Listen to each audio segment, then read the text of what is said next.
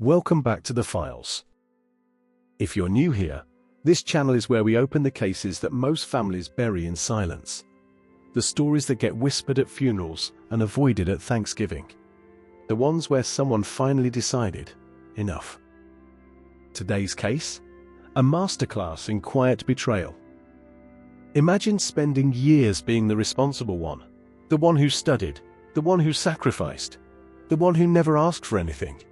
And then one day, you discover that the very people who were supposed to protect you had been quietly picking your pockets for years to fund someone else's comfort.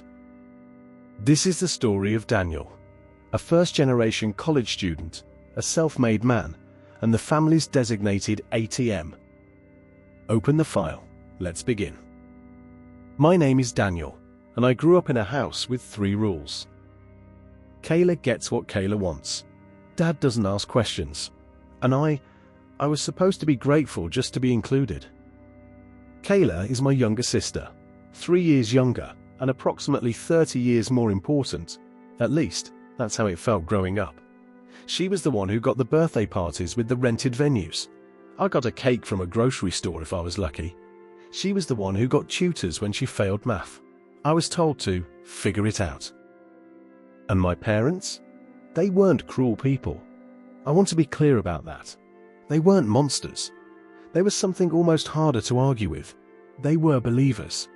They genuinely believed Kayla was special, destined, delicate in a way that required constant protection. My mother once told me, and I remember this word for word, "Daniel, you're strong. You can handle things. Kayla needs more from us right now." I was 11 years old. That sentence became the operating system of our entire household. Kayla needed a new phone. Kayla got it. Kayla wrecked the car. Dad paid the fine and bought her a new one. Kayla dropped out of community college after 1 semester. My parents reacted like she'd simply taken a gap year in Paris.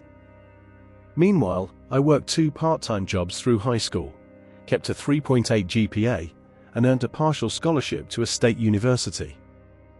I was proud of myself. I had no idea what had already been done to me. The truth didn't arrive dramatically. It didn't come with a confession or a tearful phone call. It arrived in the form of a financial aid discrepancy letter.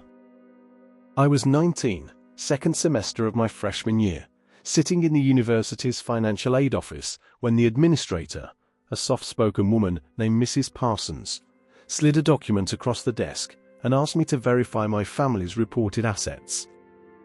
I looked at the number. It didn't match. "Is it possible," she said carefully, "that your parents withdrew from the college savings account listed here?" I went home that weekend.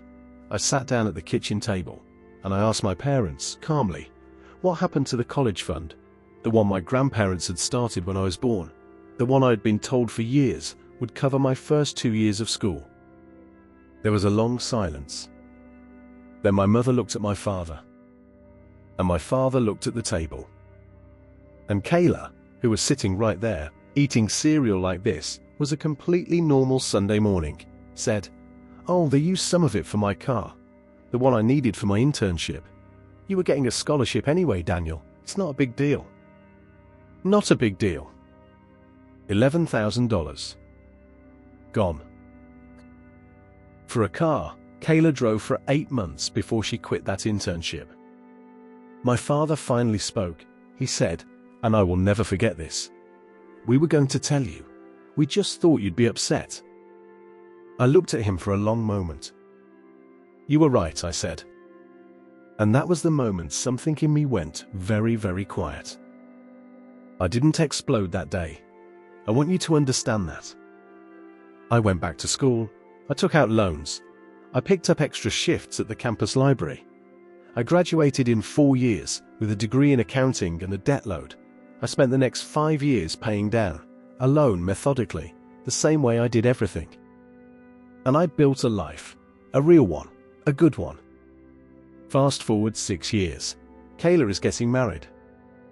Her fiancé is a perfectly pleasant man named Greg, who somehow doesn't yet know what he's marrying into. The wedding is planned for the following spring. Big venue, sit-down dinner, the full production. And of course, Mum has been planning it with the energy of someone who just discovered Pinterest for the first time. I received my invitation in the mail. It was beautiful, actually. Cream cardstock, gold embossing. 2 weeks later, my mother called. She opened with small talk. She asked about my apartment, my job, and then gently, like she was asking me to pass the butter, she said, "Daniel, we were hoping you might be able to contribute to the wedding costs. You know how these things are. And you're doing so well now. We're so proud. Even just $5,000 would make such a difference." $5,000. From the brother whose college fund they raided. For the sister who called it, not a big deal. I took a breath, and then I said, "No, Mum, I won't be contributing, and actually, I won't be attending either." The silence on the phone was the kind you could drown in. Then she said, "Daniel, we're your family." "I know," I said. "That's exactly why I remember what happened to my college fund." She hung up. And the storm began. Within 48 hours, my phone was flooded. Aunts, cousins, my mother's best friend from church, all with variations of the same message. "How could you abandon your sister on her wedding day? She's devastated. Your parents are heartbroken. You're being selfish." Here's where the internet detective in me activated. Because I had documentation. I had kept everything. The original financial aid letter, the administrator's notes, bank statements I'd requested years later under the guise of tax preparation, screenshots of a text my father had sent me 3 years prior, apologizing vaguely for the college situation, which, in writing, was an acknowledgement. I didn't post it to social media. That wasn't my move. Instead, I sent a single, measured email to the family group thread that my aunt had used to pressure me. No insults, no drama, just facts, figures, and a clear timeline. The amount taken, the year it was taken, what it was used for, what it cost me in loans and interest over 6 years, and a closing line that read, "I love my family. I also believe in accountability. I won't be attending the wedding, but I wish Kayla and Greg a genuinely happy life." The thread went silent. Then it erupted, but not at me. Apparently, several relatives had no idea about the college fund. My grandmother, who had originally opened that account, called my mother directly. That conversation, by all accounts, was not pleasant. Greg's mother, future mother-in-law to Kayla, called my mother to ask if the story was true. It was. The wedding still happened. I wasn't there. But for the first time in my life, I wasn't the one standing alone in the silence. They were.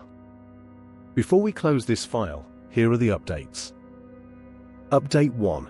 3 months after the wedding, Daniel's grandmother revised her estate plans. She contacted Daniel directly to ensure he would receive her portion of the inheritance without it passing through his parents first. She told him, "I'm sorry I didn't see it sooner." Update 2. Daniel's parents have reached out twice since the wedding, both times asking for financial help. Both times, Daniel declined. He reports that the relationship is cordial but distant, and that he's made peace with the fact that some bridges don't need rebuilding. They need to be studied, so you understand why they fell. So I'll ask you what I always ask at the end of a file. Was Daniel the jerk, or was he just the last one in that family to finally act like his life belonged to him? Leave it in the comments. Close the file. See you next case.